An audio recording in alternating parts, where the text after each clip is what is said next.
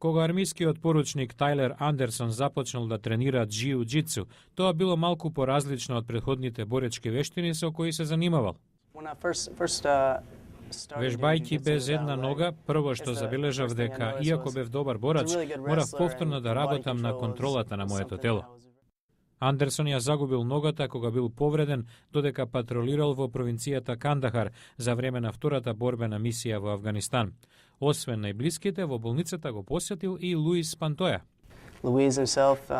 Луис ме праша дали сакам да тренирам џиу-џицу. Веднаш прифатив. Луѓето како него ви даваат можност да учествувате, да чините нешта како и другите и покрај повредата.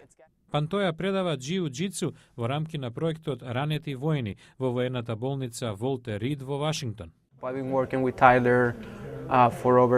Со Тајлер работев над 6 месеци. Тој е посветен, брзо учи. Извонредно е да видите како луѓето напредуваат.